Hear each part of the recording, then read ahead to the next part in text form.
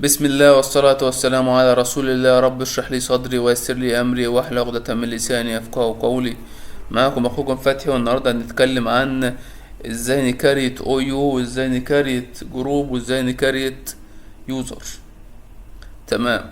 دلوقتي احنا الأول حاجة قدرنا ان احنا نعمل كرييت، عملنا السيرفر بتاعنا بقى دومين، وبعد كده رحنا دخلنا الجهاز بتاعنا ان هو بقى تبع الدومين اللي هو الويندوز 10. تمام. دلوقتي احنا عايزين بقى نروح نكريت او يو، اللي هي اختصار لأورجانيزيشنال يونت، وعايزين نكريت جروب، وعايزين نكريت يوزر. هنروح نعمل كل حاجة فيهم. وعشان تبقى عارف، انت دلوقتي جوه الشركة بتاعتك، قلنا هنا السيرفر، في الكمبيوترز اللي معايا، في قسم مثلا ده قسم مثلا الاي تي. انا بعمل المستطيل دوت مش سلك او حاجة، لا ده انا بس بحدد ان ده جروب، يعني عشان مثلا لما تيجي تعمل جروب تاني كده كده. تمام. ده مثلا الاي تي، وده مثلا الاتش ار. يبقى انا عارف ان في كذا جروب. طبعا ده السيرفر. لما تيجي بتعمل مثلا هنا سويتش، وتوصل على السويتش بتاعك، وتوصل الكمبيوتر على السويتش بتاعك، وهنا برضك على سويتش، وبعد كده بتدخل السويتش، كل سويتش تدخله لمين؟ للسيرفر. طيب يبقى هنا في ايه؟ زي جروب. يبقى في اي تي، في اتش ار، في سيلينج، في ماركتنج، وهكذا. طيب يبقى انا عايزين نعرف نحط كده ايه المخطط في دماغنا. يبقى هي ايه بالترتيب كده زي الهرمية يعني.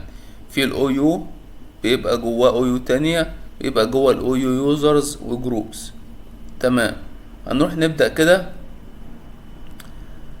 طيب هنروح على نسخة الويندوز سيرفر بتاعتنا اهي. تمام. طيب نبدأ من الأول اهو. هنروح نفتح تولز، بعد كده نضغط على اكتف دايركتوري يوزرز اند كمبيوترز. دوت يعتبر 90% من الحاجات اللي بتعملها على السيرفر بتتعمل من اكتف دايركتوري يوزرز اند كمبيوترز. تمام. هنروح كده ايه نكبر ونوسع نفسنا. طيب انت عندك هنا اهو دوت الايه، فتحي دوت لوكال، دوت مين؟ السيرفر بتاعك. يبقى انت عملت دومين اهوت فتحي دوت لوكال. طيب هتروح تفتح الدومين بتاعك، هتلاقي ايه؟ في كمبيوترز. الاول ديت انا اللي كنت انشأتها، ديت جواها دي اللي احنا هنعمل زيها كده. اول حطيت جواها اتش ار، ماركتنج، سيلينج. تمام. وفي برضو هيبقى في جروب، تلاقي في يوزرز. عايزين ايه؟ ان احنا نعمل حاجة زيها. تمام. هنروح الاول، لازم تبقى عارف انت بتضغط فين. هتضغط كليك يمين على مين؟ على الدومين بتاعك. هتروح تضغط على نيو، تقف على نيو، وتعمل organizational unit. تمام. هنسميها مثلا باسم company.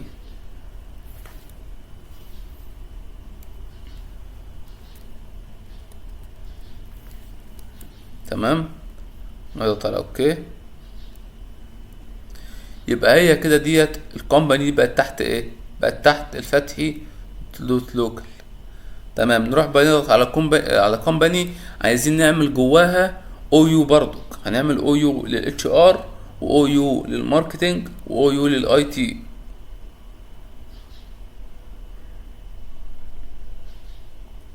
هتروح تسميها مثلا هنا اي تي. اوكي. تروح تعمل نيو، تعمل مثلا ماركتنج. اوكي. بسيطة خالص يعني. تروح تقف برضك على الكومباني، تبقى عارف انت واقف فين. تضغط كليك يمين، نيو اورجانيزيشنال يونت، هتعمل مثلا للسيلينج مبيعات. تمام، يبقى احنا كده بقى عندنا ايه، او يو اهي اللي هي الكومباني، جواها الاو يو الاي تي والماركتنج والسيلينج. هتروح تضغط على الاي تي، عايز تعمل جواها ايه، يوزرز، عايز تعمل جواها جروب، يبقى تضغط كليك يمين تروح على نيو، كله من نيو، فينا جروب. تمام، هتسمي مثلا اسم الجروب. انت مثلا عايز ايه جوه دولت، يبقى فيه الطبعة مثلا، الناس ديت المعينة اللي هحطهم في الجروب ديت هم اللي هيشتغلوا على الطبعة بس. يبقى هكون مظبط فيهم على الجروب ديت، ازاي اخلي الناس اللي هنا تستخدم الطبعة، بقيت الناس ما تستخدمهاش. مثلا نعمل جروب مثلا للبرينتر. تمام، طبعا ال الاوبشنز ديت انا هبقى اشرحها بعدين. اوكي، بيقول ان في فعلا ايه، في جروب اسمها برينتر. طيب هنعمل مثلا الفاكس، الناس اللي هتستخدم الفاكس مثلا، تضغط على اوكي. دي بقت ايه، يبقى كده انشأنا جروب. تمام، عايزين ننشئ يوزر، نروح على نيو يوزر، هتنشئ يوزر. طيب مثلا نعمل يوزر باسم فوزي مثلا، فوزي احمد. تمام، دوت بقى اليوزر لوج اون نيم، دوت اللي ايه اللي هتعمل بيه لوج اون. يبقى تروح تعمل مثلا، لازم تبقى متوحدة. ليه؟ هي مش لازم، بس انت عشان تبقى احسن ليك يعني، عشان تبقى عارف ايه في اي وقت ان انت هتدخل ازاي. احمد يبقى فوزي وشرطة كده احمد. تمام، هتروح تضغط على نيكست. طيب فينا الباسورد، هتروح تعمل الباسورد بتاعتك. انا بعملها ايه اللي انا قلتها قبل كده، بكابيتال ايه اس اس دبليو 0 ار دي. طيب عايزين بقى ايه نشرح كل اوبشن من ده. بيقول لك يوزر ماست تشينج باسورد ات نيكست لوج اون. طيب بيقول لك ان انا يعني انت اديته الباسورد دي، هو اول لما يجي يفتح اول مره لازم يغير الباسورد بتاعته. تمام، حلو، هنشيلها. يوزر كانت تشينج باسورد، دي عكس دي، ان المستخدم ما يقدرش ان هو يغير الباسورد بتاعته. يبقى انا حطيت باسورد واحده، هو مش عارف يغيرها خالص. تمام، بيقول لك باسورد نيفر اكسبايرد، يعني هي لازم في كده ديفولت في السيرفر ان هو بعد 42 يوم الايه الباسورد بتتغير. يقول لك ايه لازم انت تغير الباسورد بتاعتك، ديت عمرها ما هتبقى غير صالحه، هتبقى دايما على طول ايه الباسورد بتاعتك صالحه. طيب الاكونت از ديسيبل، لو مثلا هو في اجازه او مسافر او اي حاجه، فبنعمل الاكونت بتاعه ان هو ايه ما يبقى غير فعال. تضغط نيكست، فينيش. بس طبعا اليوزر ما بيخش تحت الجروب، يعني انت ممكن تضيف اليوزر دي للجروب، بس طبعا مش هيدخل تحته يعني. هو ايه، هتروح هنا هتروح على اليوزر، تضغط كليك يمين اد تو جروب. هتقول مثلا الجروب انا عايز احطه في جروب اسمه فاكس. تضغط تشيك نيمز.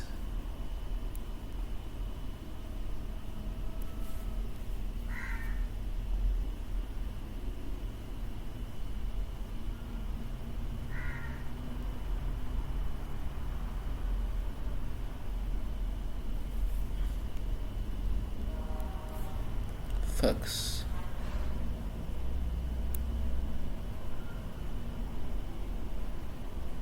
تمام اوكي. بيقول لك ان هو اتضاف للجروب بنجاح. تمام، تضغط على اوكي. ممكن تروح هنا تضغط على كليك يمين بروبرتيز، تروح تشوف مين الايه الممبرز. بيقول لك الممبرز عندي في فوزي احمد. تمام، طيب هنا برضك لو انت عايز تحط الجروب دوت يبقى ممبر عند حد، يبقى ممبر اوف. هنا الايه الاوبشنز اللي انا قلت عليها ان احنا نشرحها بعدين. تمام اوكي، يبقى انت تقدر تعمل تحت كل مثلا عند ماركتنج، نروح نعمل واحدة كمان، هتروح عند نيو، كل حاجة من نيو يوزر انشأت يوزر مثلا هنسميه باسم مثلا رحمة أحمد. تروح تعمل هنا رحمة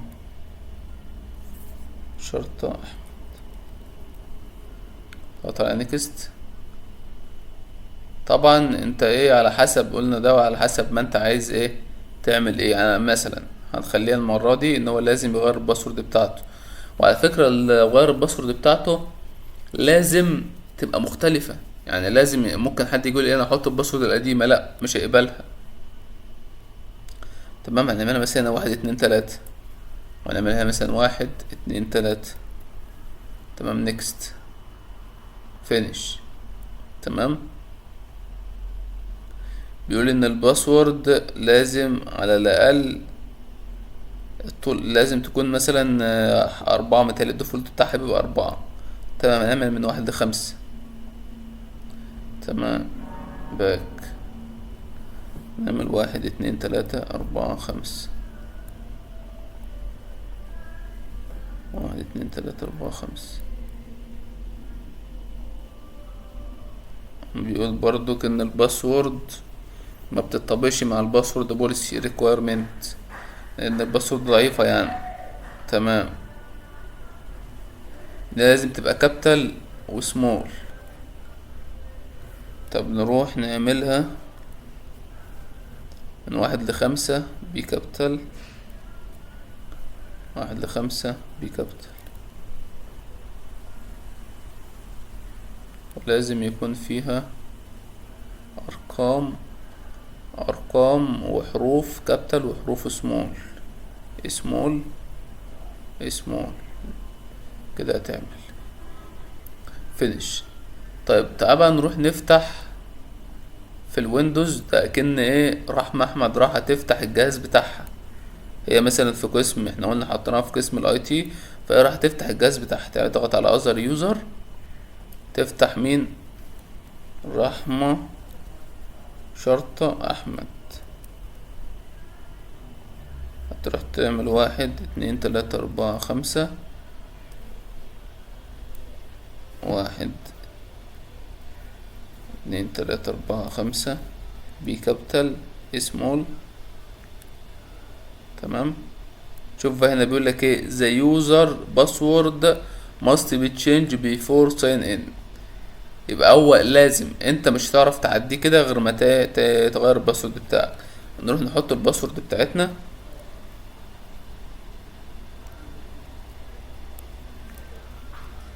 تمام، نضغط اوكي. بيقول لك ان هو ايه بيغير الباسورد اهو changing باسورد، وبعد كده تلاقيه فتح. اوكي، اهو كده ايه كده فتح لك اهوت ويلكم. تدخل اكنك ويندوز عادي جديد خالص. هو اكنها لسه ده ليه؟ لان انا عاملها قبل كده مثلا بيوزر تاني اسمه فتحي، ويوزر تاني اسمه احمد، ويوزر تاني كذا. بس ايه هنا هيعمل لك ويلكم بقى واكنك لسه فاتح، يقول ليتس جو كده.